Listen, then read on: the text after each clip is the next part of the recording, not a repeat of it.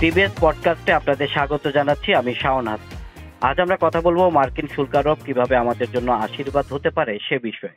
ট্রাম্পের শুল্ক আরোপের ফলে বাড়তি $205 কোটি রপ্তানির সুযোগ তৈরি হয়েছে বাংলাদেশের।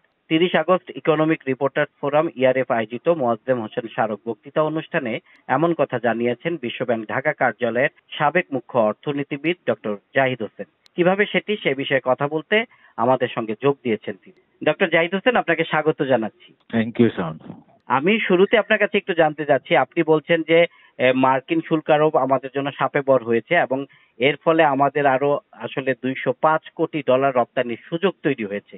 কিভাবে সেটি যদি একটু আমাদেরকে বলতেন। এটা প্রথমে আমি বলবো যে এটা একটা অনুমান, কিন্তু অনুমানটা কিছু তথ্যের ভিত্তিতে করা হয়েছে, কিন্তু যেটাকে মানে এস্টিমেটও না অ্যাকচুয়ালও না, এটা আমরা যেটা গেস্টিমেট বলি যেগুলোকে, মানে এর মধ্যে কিছুটা তথ্যপাত্রের উপাদান আছে, কিছুটা গেস করার ব্যাপার আছে।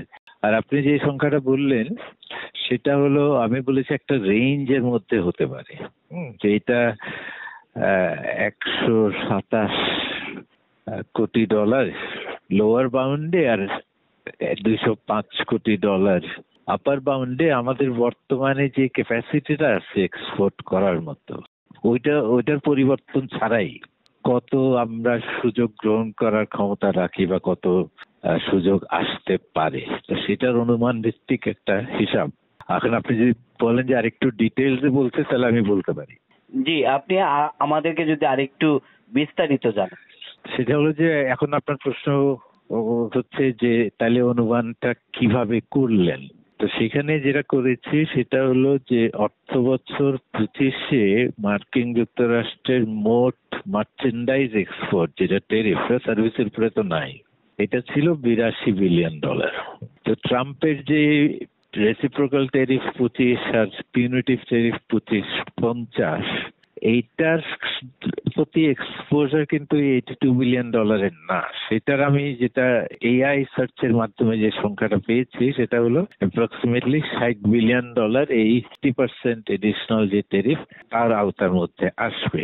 এখন এই $60 বিলিয়ন পুরাটা তো আর ডাইভার্টেড হবে না, কিছু তো স্টিল আমেরিকাতে থাকবে। তো সেখানে যে হিসাবটা আমি দেখেছি যে 40-60% এই $60 বিলিয়ন যেটা ডাইভার্সন হয়ে নতুন কোন সাপ্লায়ারের কাছে যাবে। আবার কিছু কিন্তু ট্রেড ডিস্ট্রাকশনও আছে, যেটা হবে না কিন্তু ওটা অন্য কারো কাছেও যাবে না, সেটা না, জাস্ট ডাইভার্সন হচ্ছে এই $3 বিলিয়ন 40-60%। তাহলে ওই ডাইভার্সনের হিসাবটার ভিত্তিতে তখন আমার নেক্সট প্রশ্ন ছিল যে ঠিক আছে, এই ডাইভার্সনের মধ্যে থেকে বাংলাদেশে কতটা আসতে পারে। তো সেখানে যে এই বাংলাদেশের অ্যাডভান্টেজ যেগুলোটা আছে, বা আমরা জেনারেলি এই যে 127 যেটা বলছি, এটা ধরেছি 15% যদি ডাইভার্সনের 15% যদি বাংলাদেশ নিতে পারে, আর 25% যদি ধরি সেটা হলো $205 বিলিয়ন। এখানে garment, knitwear, footwear, frozen fish, agricultural products, এগুলোর প্রাধান্যটাই বেশি। তো এই ভিত্তিতে হিসাবগুলো করা হয়েছে। বাংলাদেশের চেয়ে বেশি শুল্ক আরোপ করা হয়েছে ভারত এবং চীনের উপর, সেটারও কি একটা বেনিফিট এখানে আমাদের? সেটাই তো এটা তো আমি যেটা আপনাকে সংখ্যা দিলাম, এটা তো শুধু ইন্ডিয়া আর চায়না থেকে ডাইভার্সনটা বাংলাদেশে কতটা আসা সম্ভব। তো এখানে ইন্ডিয়ার প্রাধান্যই বেশি, কারণ চায়না থেকে লো কেসে 7 মিলিয়ন আর হাই কেসে 25 মিলিয়ন। হ্যাঁ, তো ইন্ডিয়ারটাই বড়, কারণ ইন্ডিয়ার সাথে তো আমাদের কম্পিটিটিভনেস অ্যাডভান্টেজটা তো এখন 30%, মানে ওদের 50, আমাদের 30, আমাদের 20।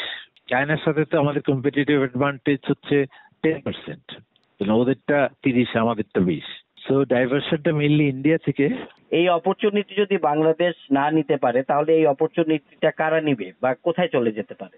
আমরা যদি এই সুযোগটা আমরা নিতে না পারি তাহলে এটা অল্টারনেটিভটা কি? অল্টারনেটিভ আমি যেটা দেখেছি যে 3টা কান্ট্রির কথা বলা হচ্ছে যে বাংলাদেশ যদি ফেল করে এই সুযোগটা নিতে তাহলে এটা কোথায় যাবে? এটা ভিয়েতনামে যেতে পারে, এটা ক্যাম্বোডিয়া যেতে পারে, এটা মেক্সিকোতে যেতে পারে।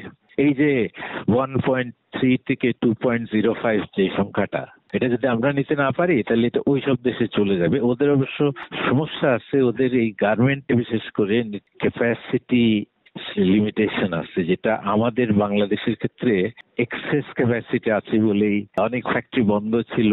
সেই ফ্যাক্টরি গুলো এখন নতুন নতুন অর্ডার আসা শুরু হয়েছে। আপনারাই তো রিপোর্ট করছেন, কয়েকবার রিপোর্ট করছেন আপনারা টিবিএস এ ফার্স্ট পেজে। তো সেখানে তো দেখা যাচ্ছে কি এমনকি বন্ধ ফ্যাক্টরি ভাড়া ওনার সেই চালাতে পারে না, কিন্তু আরেকজন বলছে আমাকে ভাড়া দিয়ে দাও। তো ওই ক্যাপাসিটিটা আমাদের আছে, ওই স্ল্যাকটা আছে, কিন্তু এটা ভিয়েতনাম ক্যাম্বোডিয়ার স্ল্যাকটা নাই। তাদের নতুন ক্যাপিটাল এক্সপেন্ডিচার করতে হবে দ্রুত বেসিসে, এই অর্ডারগুলি কাজে ক্যাপেক্স লাগবে।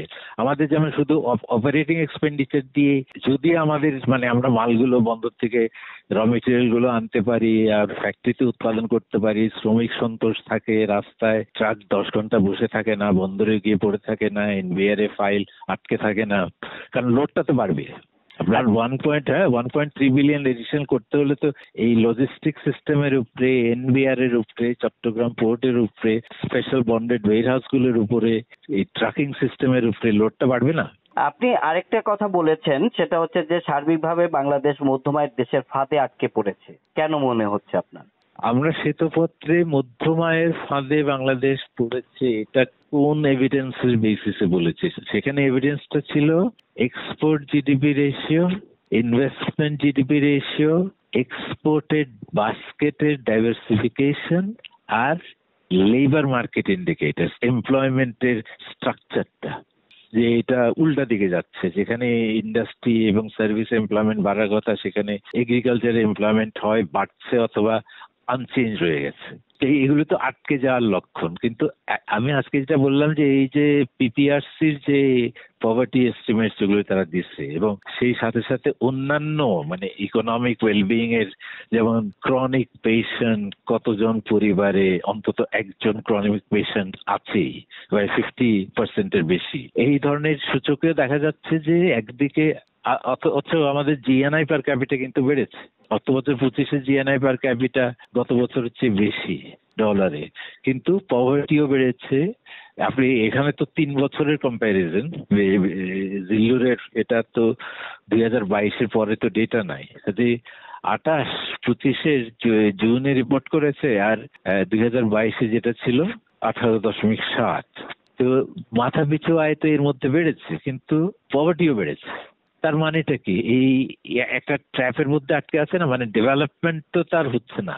এই জিনি কোএফিশিয়েন্ট, ইনইকুয়ালিটিও বেড়েছে, খুব ব্যাপকভাবে বেড়েছে। যদি আমরা পিপিআরসি এস্টিমেটটাকে বলি যে হ্যাঁ ঠিক আছে, এটাকে এখানে অনেক নয়েজ থাকতে পারে, কিন্তু এর মধ্যে একটা বার্তা আছে, কারণ এটা অন্য সূচকের সাথেও মেলে। যেমন প্রকৃত মজুরিও তো গত 3 বছরে ধারাবাহিকভাবে কমেছে, এমপ্লয়মেন্ট রেট কমেছে। তো এগুলো তো অন্য ইন্ডিকেটরের সাথে মিলে এটা না বাড়া। আর আমরা তো এই শ্বেতপত্রে এটাও দেখিয়েছিলাম যে ভালনারেবিলিটির মাত্রাটা কত, যেটা বলেছিলাম যে টোকা দিলেই পড়ে যাবে একজন। এই যে পভার্টি লাইনের উপরে যায় পরিবারগুলি আছে কাছাকাছি যারা, তারা যদি 2 দিন 1 মাসে কাজ না করে তাইলে কিন্তু তারা পভার্টি লাইনের নিচে চলে আসে। পভার্টি লাইনের উপরে তো প্রচুর লোক ছিল। আর এই ধরনের ক্রমাগতভাবে রিয়েল ওয়েজ কমতেছে, এমপ্লয়মেন্টে কোনো উন্নতি নাই, তো সেইখানে পভার্টি তো বাড়ারই কথা, ইনইকুয়ালিটি তো বাড়ারই কথা। সেক্ষেত্রে করণীয় কি হতে পারে? করণীয় বলতে আমরা যখন আলোচনা করি, আমরা কিছু যেটাকে আমরা বলি প্রক্সিমেট কারণ হিসেবে বলি। যেমন ধরেন আমরা বলি প্রাইমারি এনার্জি শর্টেজ আছে, ঠিক আছে, এটা একটা কারণ। হ্যাঁ, আমরা বলি ব্যাংকিং খাত ডিস্ট্রেসড, আমাদের লজিস্টিক সিস্টেমটাই ক্লগড, আমাদের ল অ্যান্ড অর্ডার সিচুয়েশন গত 1 বছর ধরে সিটে আপনি 175টা আন্দোলন হলো অর্থ বছর 25-এ, আর তারপরের গুলো তো এখন আরো তো এই সপ্তাহে তো কয়েকটা যোগ হয়ে গেল, তাই না?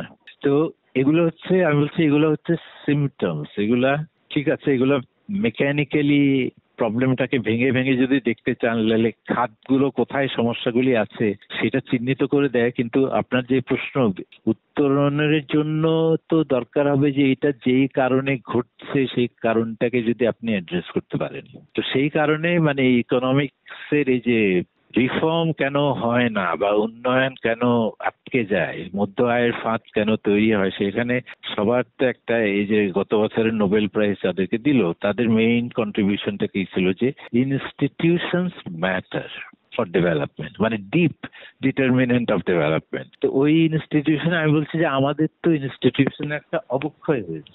তার সবচেয়ে বড় এভিডেন্স হলো যে অগস্ট 5-এ বাইতুল মোকাররমের ইমাম নাই, বাংলাদেশ ব্যাংকের গভর্নরও নাই। এদের মধ্যে আপনি যে ওদের কার্যক্ষেত্রের দূরত্বটা তো বিরাট।